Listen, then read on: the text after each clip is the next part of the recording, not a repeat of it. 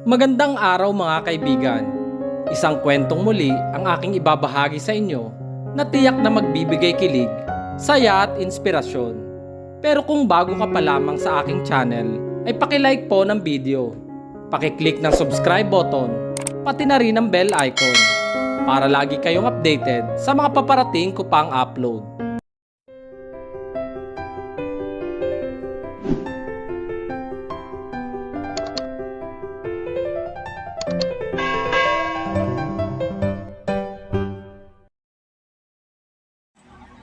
Ashley's Julia. Mr. Anderson! Buntis ako! Sigaw ko sa gitna ng dalawang nagmamahalan. Wala akong ibang choice kung hindi ang gawin ito. Kailangan ko ang lalaking nag-speech ngayon sa gitna, kaharap ang babaeng sophisticated. Engagement party yata ang ganap ngayon pero pumasok lang ako ng walang pahintulot. Nakahanap ako ng palusot. Kung ano-ano na ang sinabi ko sa guard, papasukin lang niya ako. Si Aaron Anderson ang ama ng dinadala ko at wala akong ibang paraan para mabuhay kami na magiging anak ko. Siya lang ang makatutulong sa amin. 17 pa lang ako at walang tumatanggap sa aking trabaho dahil underage lang ako at hindi pa ako nakatapos sa high school. Naisip ko ang plano na ito para matulungan ako ng lalaking nakabuntis sa akin. Pagod na din ako sa pagmamaltrato sa akin ng aking tiyahin at pinalayas pa nila ako. Nagkagulo sa labas ng mansyon malapit sa swimming pool. Lahat sila ay nakatingin sa akin. Saka ko lang naisip na mali ang ginawa ko. Bakit ba kasi ako sumigaw? Kung pwede ko namang kausapin ng palihim ang lalaking nakabuntis sa akin. Lahat sila ay hinihintay ang karugtong ng sasabihin ko. Excuse me, miss. Sinisira mo lang ang engagement party ng anak ko. Sabi ng may katandaan na lalaki sa bandang kanan ko. Pumikit ako para humugot ng lakas ng loob. Buntis po ako, siyang ama. Turo ko sa lalaking kaharap ang magandang babae. Ang ngiti nito ay napalitan ng pagtataka. Tumaas din ang kilay niya. Isang malutong na sampal mula sa babaeng maganda ang natanggap ng lalaki. Nandito na ako. Nakagawa na ako ng kasalanan kaya tatapusin ko na ang kasalanan kong ito. Wala sa plano kong sabihin ito sa gitna ng engagement party pero bigla na lang akong napasigaw. Dala siguro ng pagkagutom ko kaya nawala ako sa aking sarili. Tsaka nandito na rin ako. Gumawa ako ng paraan para lang makapasok dito kaya hindi ko napalalampasin pa ang pagkakataon na ito. Buwis buhay akong pumasok kaya kahit nakakahiya at masaktan ko ang babaeng kaharap na lalaking ama nitong dinadala ko ay nagawa ko pa rin. I'm so selfish. Selfish ba ako kung gusto kong maging maayos ang buhay na magiging anak ko? How could you do this to me? Aaron! How? Isang sunod-sunod na sampal ang natanggap ng lalaki mula sa fiancé nito. Ako naman ay napanganga. Guilt ang nararamdaman ko sa mga oras na ito. Hindi ko na dapat pa isinigaw iyon at sinabi sa publiko. Tumakbo ang fiancé nito at tumigil sa aking harapan, sa kanya ako sinamaan ng tingin. Magsama kayong dalawa! Sigaw nito sa aking pagmumukha. Lara! Hinabol naman ito ng lalaki pero tumigil din ito sa aking harapan. Hindi ako makatingin sa kanya dahil sa nagawa ko. Nasira ko ang kanilang engagement party. Masaya ka ba sa ginawa mo? You ruined the party! You ruined everything. I don't even know you. Sino ka ba? Paano kitang mabubuntis kung hindi kita kilala? Pasinghal na tanong niya sa aking pagmumuka. Napapikit ako. Pagmulat ko'y wala na siya sa harapan ko.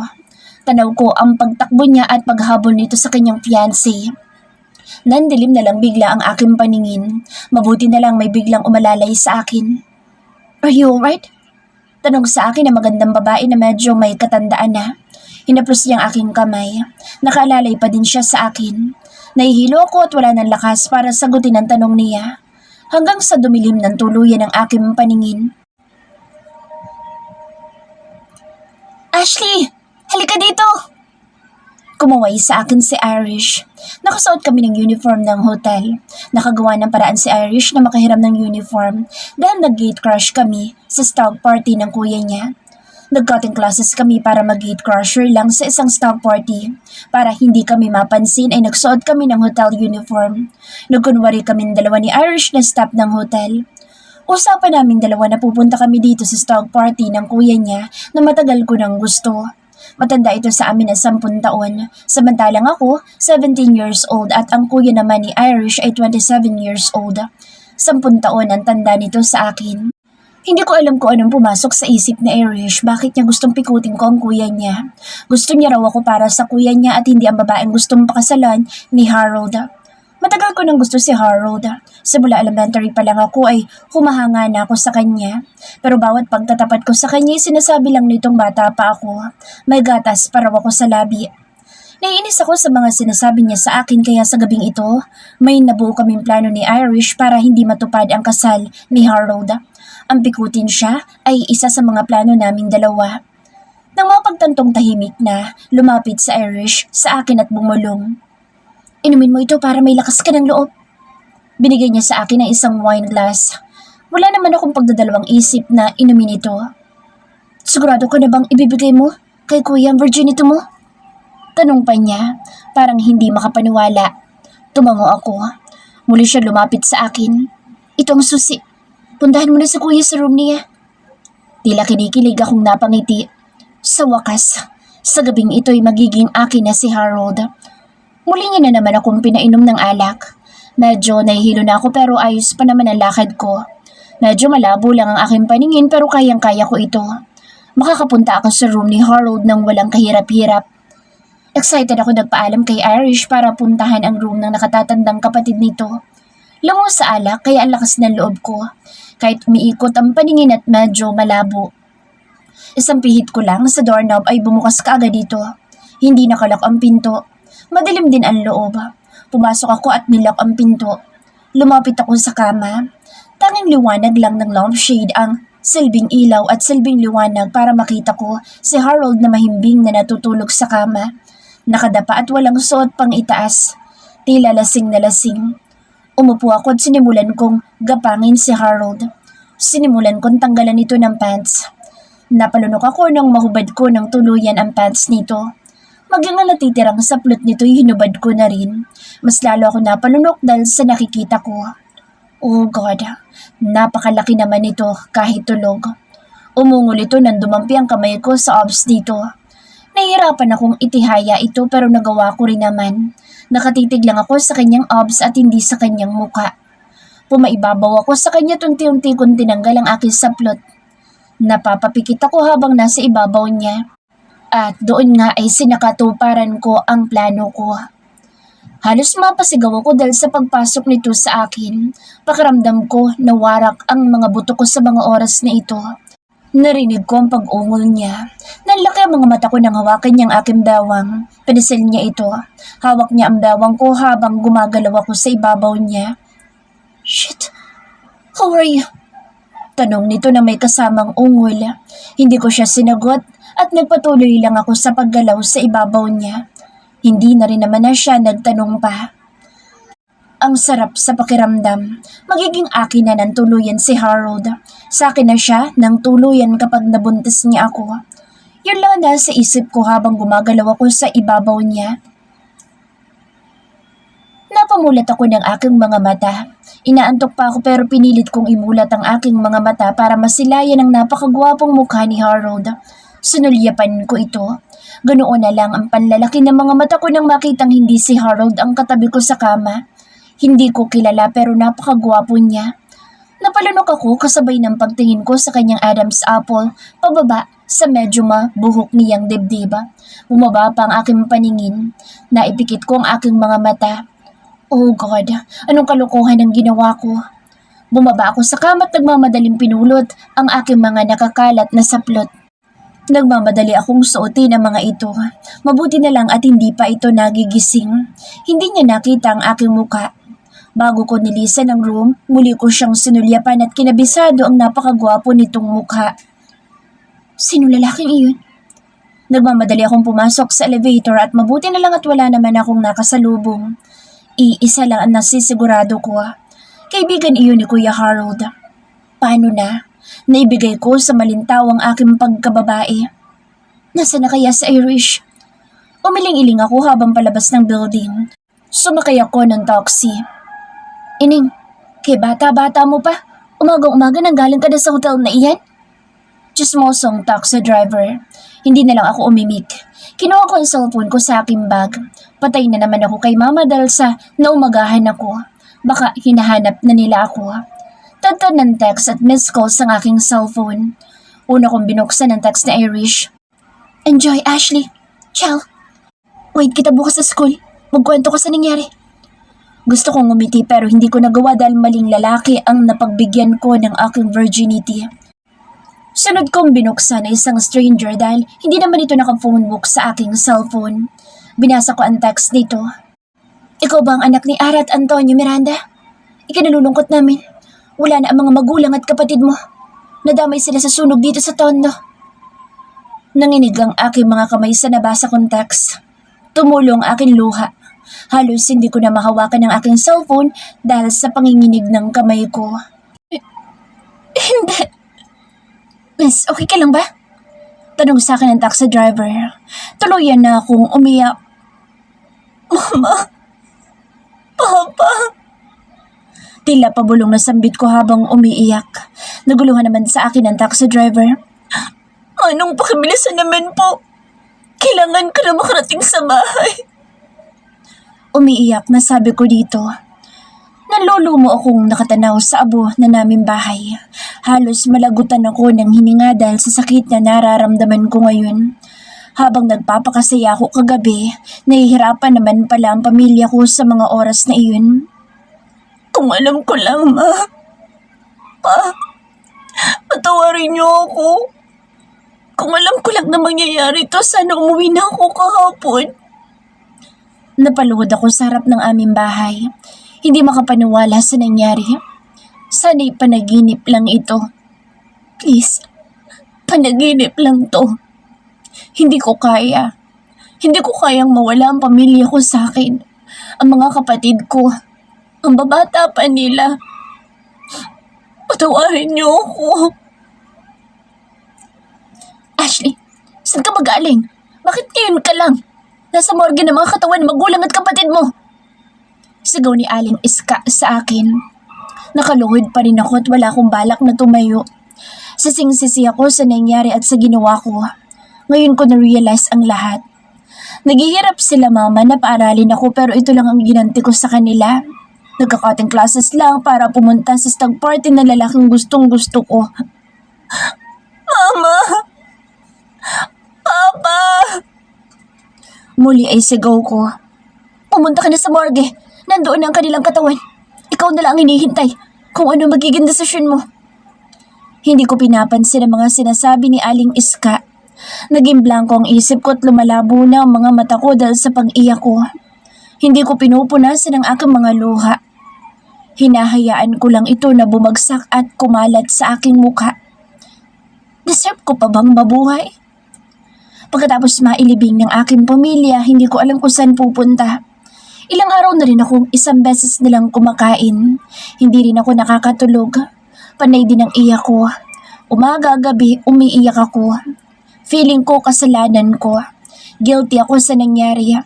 Umuwi lang sana ako na maaga sana kasama nila akong nahirapan. Tumatawag sa akin ang aking teacher pero hindi ko sinasagot. Wala na akong panahon pa para mag-aral.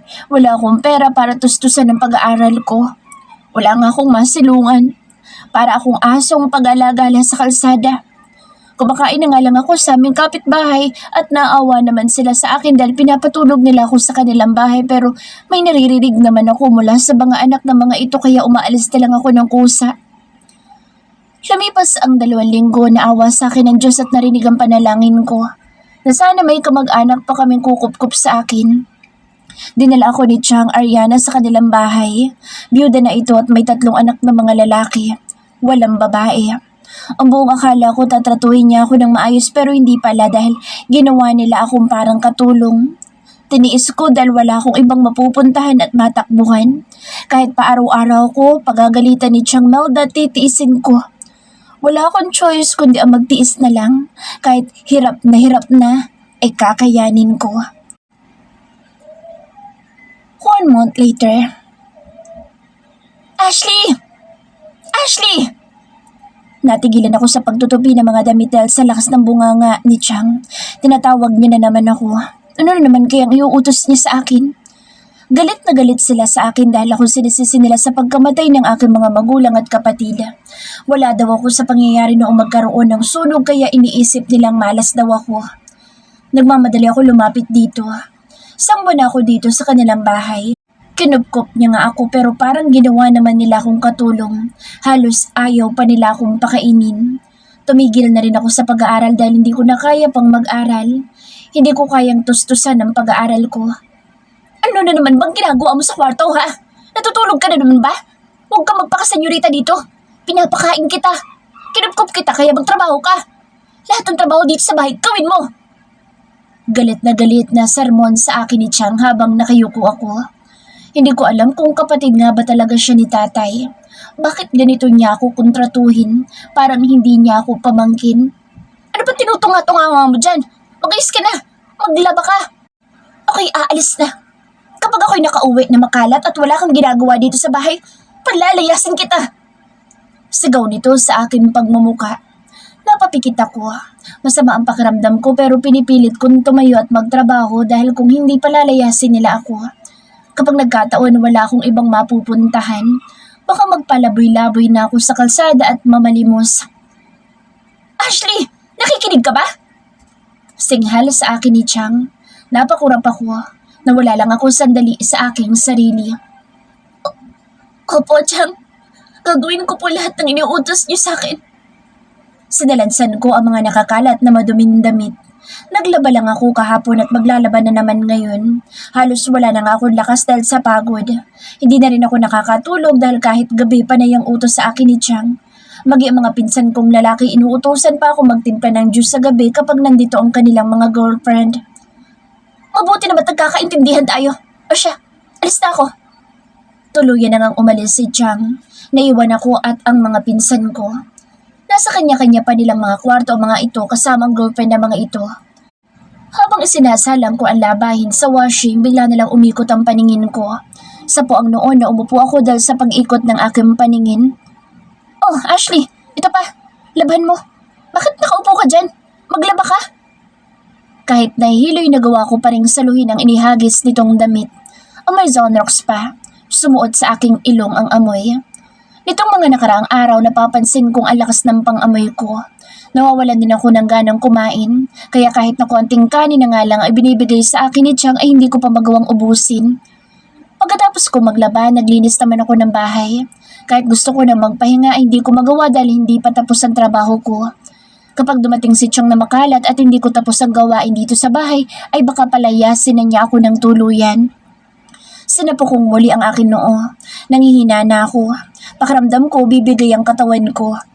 Napatakbo ako sa banyo na may kakaiba akong naramdaman. Bumaliktad ang sikmura ako dahil sa naamoy kong sibuyas. Nagluluto pala ang girlfriend ng pinsan ko. Sa banyo, doon ako nagsuka na nagsuka. Hawak ko ang aking sikmura na lumabas ng banyo. Hindi ko akalaing nasa pintuan pala si Kuya Rome, ang pinsan ko. Ang sama ng tingin niya sa akin. Anong arte yan, Ashley? Bakit ka nagsusuka? Tanong nito sa akin. Hindi ko po alam, Kuya Rome. Yumuko ako dahil sa pagtitig niya sa akin. Nabigla ako nang hablutin niya ako at maring hinawakan ng aking baba. Pinatingalaan niya ako sa kanya. Kuya Rome, nasasaktan po ako. Mas lalong dumiin ang kuko nito sa baba ko. Napapikit ako at nagsimulang pumatak ang mga luha ko. Sabihin mo nga sa akin, Ashley, buntis ka ba? Naglandi ka ba? 17 years old ka pa lang kaya wag mo sabihin buntis ka. Sigaw nito sa aking pagmumukha. Kuya Rome, nasasaktan po ako. Nakapikit na sabi ko habang tumutulo ang mga luha ko. Paano nga kung buntis ako? Paano? Ano mangyayari sa akin? Sa magiging ano ko? Madadamay siya sa nangyari sa akin ngayon. Ayoko mangyari iyon. Ayoko maranasan na magiging anak ko ang mga pang-aapi na nararanasan ko ngayon. Mas lalo ako napaiyak. Hindi pa rin niya ako binibitawan. Hindi ka nakasagot. Buntis ka nga. Muli ay sigaw ni Kuya Rome sa aking pagmumukha. Rome! Bigla naman siyang inawat ng kanyang girlfriend. Nakahinga ako ng maluwag dahil binitawan niya ang aking muka. Himas ko ang aking panga dahil ang sakit ng pagbaon nito ng kuko. Rome, ano ka ba? Bakit mo sinasaktan sa Ashley? Bata lang yan. My God, she's just 17 years old. Paano mabubuntis si Ashley? Wala naman yata siyang boyfriend. Hinarap ako ng girlfriend ni Kuya Rom. Ashley, sabihin mo ang totoo. Hindi ka naman buntis, di ba? Ang bata mo pa parang mabuntis. Pag-aalala nito sa akin. Mabuti pa ang girlfriend ni Kuya Rom nag-aalala sa akin, pero yung tunay kong kamag-anak, sinasaktan ako. Mas lalo ako napaiyak sa kanilang harapan. Ashley, shh, huwag kang umiyak. Niyakap niya ako. Mamaya ibibili kita ng pregnancy test para makasigurado tayo. At hindi ka na pag-isipan pa ng Kuya Rom mo, ha? Tumangutango ako habang puno na ng luha ang pisngi ko. Maraming salamat po. Niyakap niya lang akong muli. Babae ka, babae din ako. Naiintindihan kita. Lalo pat nasasaktan ka ngayon dahil isang buwan pa lang nakalipas nang mawala ang pamilya mo. I'm sorry, Ashley, kung nabanggit ko pa. Huwag mong konsentihin ang batang yan. Kapag napatunayan na buntis yan, maganda ka na dahil palalagdag mo yung bata. Sabi ni Kuya Rom, nanlaki ang mga mata ko. Paano nilang nasasabi iyon? Kahit ganito lang ako, hindi ko magagawang ipalaglag ang bata kapag napatunayang buntis nga ako. Sa oras din na iyon ay umalis sila para ibili ako ng pregnancy test. Sobra ang kaba ko dahil pakiramdam ko'y buntis ako. Isang beses lang naman ang nangyari noong bachelor party ni Kuya Harold. Anong gagawin ko? Ano na mangyayari sa akin? Hapon na makauwi sila, Kuya Rom. Kasama na din nila si Chang. Mas lalo akong kinabahan dahil malayo pa lang kita ko na ang galit sa mukha ni Chang. Ashley! Galit na tawag dito sa akin. Chang? Lumapit ako dito.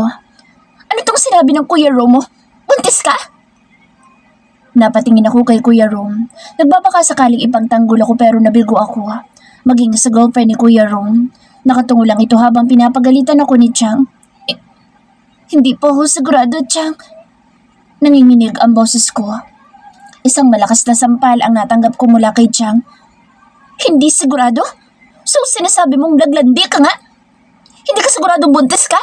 Ibig sabihin habang naghihirap ang mga magulang mo, nagpapakasaya ka naman? Isang buwan pa lang, Ashley! Isang buwan pa lang ang nakalipas. Napapikit ako dahil guilty na guilty ako sa sinabi ni Chang sa akin. Totoong nagpapakasaya ako ng araw na iyon. Pero kung alam ko lang na mangyayari yun, sana'y umuwi na lang ako at nasama sa sunog. Dahil araw-araw naman akong kinukuyog ng konsensya ko. Hindi man lang ako nakahingi ng tawad kay mama at papa. Ang dami kong pagkukulang sa kanila. Hinawakan ni Chang ang kamay ko. Binigyan niya sa akin isang maliit na bagay na kulay puti. Patakan mo ng urine mo! Sabi niya. Tinitigan ko ang bagay na hawak ko. Ano po ito? Pregnancy test, gaga! Nakayukong tinaha ko ang banyo. Pinatakan ko ng konting urine at hinintay ang result sa loob. Ang sabi doon kapag 2 guhit daw ay buntis, kapag isa lang ay hindi. After ng ilang minuto ay tinakpan ko ang aking bibig dahil sa nakikita kong result. 2 guhit ang tumambad sa akin. Buntis ako. Ashley, ano na? Sigaw ni Chang mula sa labas. Nanginginig akong binuksan ang pintuan ng banyo. Nanginginig na ibinigay ko kay Chang. Nang makita nito ang 2 guhit ay nanlaki ang mga mata nito. Galit na galit itong hinarap ako. Nabigla ako nang sampalin niya ako ng napakalakas. Tumabingi ang aking muka. Walang hiya ka talagang bata ka. Malandi ka. Habang pinag-aaral ka ng kapatid ko, naglalandi ka naman. Sayang na ang paghihirap ng kapatid ko para lang makapag-aral ka. Malandi kang bata ka. Halos kalbuhin ni Chang ang buhok ko sa klase ng pagsabunot niya sa akin. Hinilan niya akong palabas gamit ang buhok ko. Chang, tama na po. Tama na. Nasasaktan po ako. Pagmamakaawa ko sa kanya pero mas lalo lang humigpit ang pagsabunot nito sa aking buhok. Pabalan niya akong binitawan kaya napaupo ako sa sahig. Mabuti na lang nakatukod ang mga kamay ko. Hindi masyadong bumagsak ang balakang ko sa sahig. Lumahis ka dito. Hanapin mo ang lalaking nakabuntis sa'yo. Tingnan ko lang kung mabubuhay ka ng lalaking nakabuntis sa'yo. Tingnan ko lang kung mapapakain ka niya ng masarap. Sigaw ni Chang sa labas ng bahay. Lahat ng kapitbahay ay naglabasan sa kanilang mga kanya-kanyang bahay at nanood sa eksena namin na ito. Chang, wala po ako ibang mapupuntahan. Maawa po kayo sa akin. Huwag niyo akong palayasin. Pagmamakaawa ko, Kung kailangan ko lumuhod ay gagawin ko. Umalis ka sa pamamahay ko! Umalis ka sa buhay! Layas! Sigaw ni Chang. Hindi ko akalaing magagawa sa akin ito ng sarili kong kadugo. Hindi ba dapat sila yung tutulong sa akin? Bakit sila pa yung humihila sa akin pababa hanggang sa bumagsak at maupos? Hindi ko na ipinagpilitan ang sarili ko sa kanila. Mabigat ang katawan na tumalikod ako sa kanila. Hilam sa luha ang aking pisngi. Paano na ako ngayon? Saan ako pupunta? Nakailang hakbang ako nang may tumawag sa akin. Paglingon ko, girlfriend ko yung room. Tumatakbong lumapit ito sa akin. Ashley, eto pera pambili mo ng pagkain. Pasensya ka na, maliit lang yan. At ito naman ang cellphone kapag kailangan mo gamitin mo. Sabi niya sa akin. Napangiti ako kahit papaano. Nag-aalala siya sa akin. Mabuti pa siya. Maraming salamat, ate. Kaagad ko siyang niyakap. Tinapik niya ang likod ko. Tana. Oh, sige na. Baka makita pa ako ng kuya room mo. Magagalit sa akin yun kapag nakita niyang hinabol kita. Bumitaw ito sa pagkakayakap sa akin. Pinunasan kong aking luha. Maraming salamat, ate. Buti pa kayo inaalala ko. Maraming salamat po dito sa cellphone at pera. Habang nagpapasalamat ako'y tumutulo naman ang luha ko. Ngumiti ito. Mag-iingat ka, Ashley. Sana'y maging maayos yung ipinagbubuntis mo at sana maging maayos kayo ng ama ng dinadala mo. Mag-iingat ka, Ashley. Nag-wave na ito sa akin. Tuluyan na itong tumalikod. Tuloy ang pagpatak ng luha ko habang tinatanaw ang bahay nila siyang papalayo. Naisipan ko magpaload para tawagan si Irish. Kaagad naman itong sinagot ang tawag ko. Oh, Ashley, bakit napatawag ka? Maingay sa akin naroroonan ni Irish. Irish, alam mo ba kung sino-sino mga nandoon sa bachelor party ng kuya mo? Hindi eh. Bakit? Kasi buntis ako. Nang sabihin ko yun natahimik sa kabilang linya. Teka, choppy ka, Ashley. Nandito kasi ako sa kasal ni kuya. Pasensya na ha. Choppy, hindi ko marinig. Pinatay nito ang tawag ko. Huminga ako ng malalim. Maging sa Irish napapansin kong iniiwasan niya na ako. Tumigil ako sa isang karinderya. Nag-aalingan akong kumain, baka kulangin ng pera ko. 1,000 binigay sa akin ng girlfriend ni Kuya Room. Hindi ko pwedeng gastusin ito, baka may iba pa akong mahalagang paggagamitan nito. Napaupo na lamang ako habang pinapanood ang mga kumakain sa karinderya. Kumakalaman sikmura ako. Napaiyak naman ako dahil sa sitwasyon ko ngayon. Hindi ko akalaing aabot ako sa ganito. Baby, kahit na anong mangyari, ipaglalaban kita. Hinimas kong aking tiyan, kasabay ng pagtunog naman ng tiyan ko. Gutom na talaga ako. Napadpad ang paningin ko sa maliit na screen ng TV na nakadikit sa dingding ng karinderya. Congratulations, Mr. Anderson. Isang panibagong business na naman na nabuksan ninyo sa taon na ito. Sabi ng reporter na nasa TV. Napako ang paningin ko sa lalaki nasa TV. Pamilyar ang kanyang muka. Hindi ko matandaan kung saan ko siya nakita. Ganoon na lang ang panlalaki ng mga mata ko nang maalala at makilala ito. Siya ang lalaki na kung one night stand ko ng bachelor party. Hindi ako maaari magkamali dahil tinitigan ko pa ito bago ako tuluyang umalis. Ang lakas ng kaba ng dibdib ko. Baby, nakita ko ng amo mo. Bulong ko sa akin tiyan na maliit pa. Third person's POV. Mrs. Anderson, ngayong matanda na kayo, anong gusto nyo at kahilingan nyo sa kaisa-isa ninyong uniko iho na si Aaron ngayong taon na ito? Tanong ng reporter sa may katandaang babae. Ngumiti ito na kahit sa katandaan ay kitang-kita pa rin ang kagandahan nito. I want a grandchild. Sana'y mapadali ang pagkakaroon ko ng apo kay Aaron sa kasintahan niyang si Lara. I'm really praying for that blessing. Sagot ni Mrs. Anderson. Kitang-kita dito ang kagandahan noong dalaga pa lang ito. Ngumiti si Aaron, ganoon din si Lara, at saka hinapit ni Aaron ang bewang ng kasintahan. Kitang-kita na mahal na mga ito ang isa't isa. Son, I will fulfill your wish, Mom. Sagot ni Aaron sa ina. Ngumiti si Aaron. Labas ang pantay-pantay at mapuputi nitong mga ngipin. Hindi ba, hon? Biro ni Aaron sa fiancé na si Lara. Hinapit palalo nito ang bewang at saka hinalikan sa pisngi. Ngumiti lamang si Lara at gumanti ng halik sa labi. Putok na putok ang balita na isang granding engagement party ng kasunod dito. Totoo ba, Mr. Aaron Anderson? Sa ngayon, kay Aaron naman nakatutok ang mga tanong ng reporter. Ngumiti si Aaron, ngiting masaya at in love sa kasintahan nito. Yeah, hindi ko na patatagalin pa. Pakakasalan ko na ang pangalawang babaeng mahal na mahal ko. Hinapit ni Aaron si Lara, tsaka hinalikan na naman ito sa noo. Kinilig naman ang mga reporter sa sagot ni Aaron. So, kailan ang engagement? Osyosong tanong ng reporter. Next week. Tipid na sagot ni Aaron.